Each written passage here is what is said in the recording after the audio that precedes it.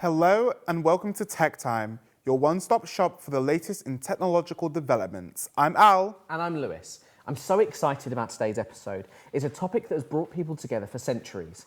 Games. Yes! And today we will explore video games and board games to see their social impact. People have often had preconceptions about video games and board games, especially in the media where it's said to make people violent. But today we'll examine these perceptions and show people the other side of gaming. That's right. We've found some ways that gaming can be quite healthy and sociable. Did you know that 84% of people worldwide who play video games report that it helps them connect with others, improve communication skills, and learn new things? That is interesting. If you want to know more, you're in the right place as we delve further into the topic. Let's follow Ewan, who went out to find if video games can really be a social event.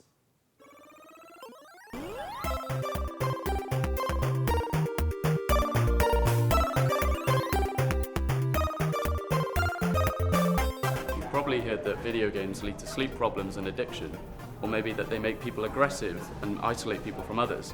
Today we're visiting the Nintendo Society to see if this is really the case. Hi, I am Corvin. I am the chair of Nintendo Society. It's very easy to make friends online, and that can be transferred to offline social skills as well, because the only difference is you're actually seeing them. So everyone that I've seen out and about, like from the uni, seems to be a lot more confident after coming to the society, and I feel like it's a good place to like make your first group of friends. I get to pass on my knowledge of the game to people, take their knowledge as well in, and we all get to improve, play the game we love, and just sit together, enjoy ourselves, and just have a good time and not have to worry about the rest of what's going on in our lives. This is a world where friends come together and strangers become teammates in Super Smash Bros. A place that teaches teamwork and opens doors to new social experiences. Did you know that 63% of adult players play with others and often get together in person? Would you say you found a sense of community? Yeah, I think the Nintendo Society is a great community, and I've met so many new people here. Yeah, that I think will be my friends like for ages. If I have like free time to basically do nothing, I usually am playing games. Like if I'm literally at home, like 95% of the time I'm usually playing games because I have to commute here and everything. So like I do work here and then I go home and usually just like play games just to distract myself. Well, we know it's not conclusive evidence, but we can see that there is a definite social aspect to video gaming.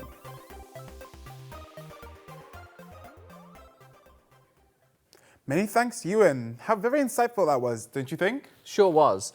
Now, let's welcome our special guest, Jake, from Hertfordshire University Gaming Society, PSIFA. Hi, it's great to be here. Welcome to the show, Jake. Now, we just have some questions for you. Video games have a bad reputation for violence, but what's it really like? Well, I think that preconception that it comes from traditional media, they seem to use it as a scapegoat and not really understand what makes someone violent. I don't think it's the video games making them violent. Have you met a lot of new people while playing video games then? Yeah, I've met loads of people playing video games. It's one of the main things that keeps me coming back time and time again. Being able to sit in my living room and speak to someone from Australia or Japan is just something you don't get anywhere else. So in that way, would you say that video games have changed your life? Yeah, I'd say they have. They've allowed me, when I'm stressed, to escape what's stressing me out and also experience new things that I would never be able to experience, whether that be because they're elsewhere or just simply don't exist in the real world. Many thanks, Jake. Now we see Ciarra visiting a board games cafe in St. Albans. Let's see what she's found out there.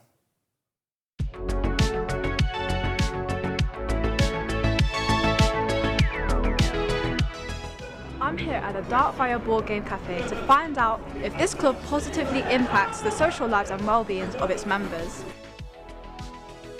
So I think the main reason a lot of people come to face-to-face to play board games and TCGs is mainly the social interaction that involves seeing other people. So I play a lot of both tabletop and online, and I feel like it's good having them as a different plane, as playing online is a lot easier for people that might be on stricter schedules or play with people they haven't seen in a while and live on the other side of the country or aren't able to travel.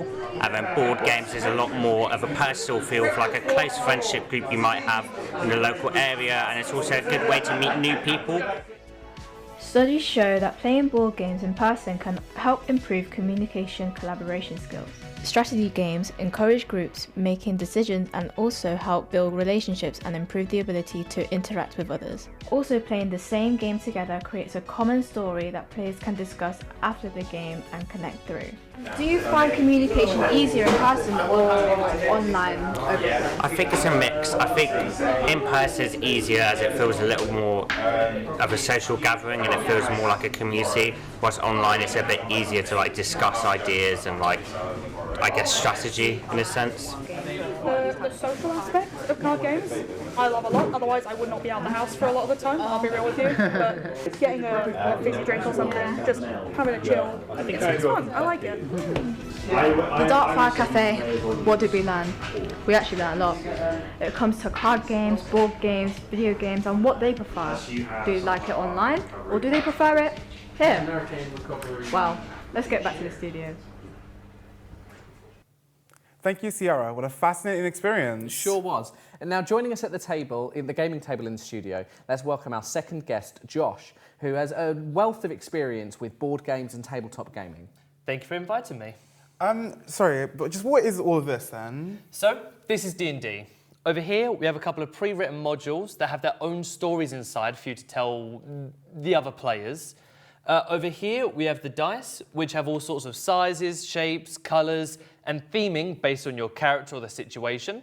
And in the middle, we have painted minis that not only help with the theatre of the mind by really selling where you are and what you look like, but help with positioning where you are within the world.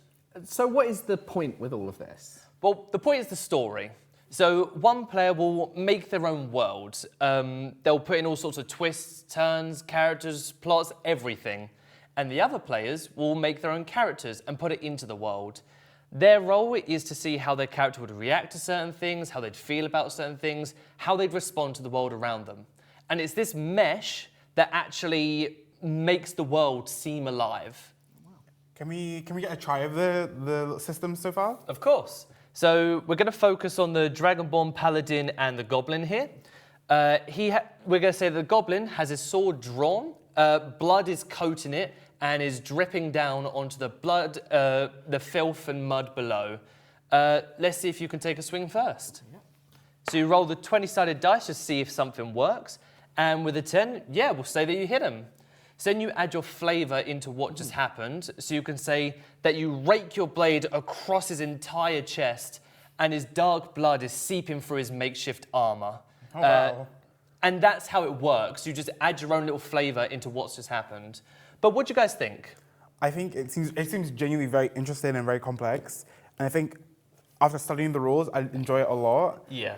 But honestly, yeah, it looks fun. Yeah, I can see it's the sort of thing that you'd get really invested in over time, you know, get together with your friends a lot and build that story and build that world. And it's the sort of thing that you'd really look forward to keep coming back to and developing it further. Well, I really wish that we had more time to play the game further, but I'm afraid that's all the time we have. As we've explored different types of gaming, their misconceptions, facts, and positive social impacts, we do hope you've enjoyed your tech time. Join us next week as we explore the rippling effects of AI in the creative industry. Goodbye for now.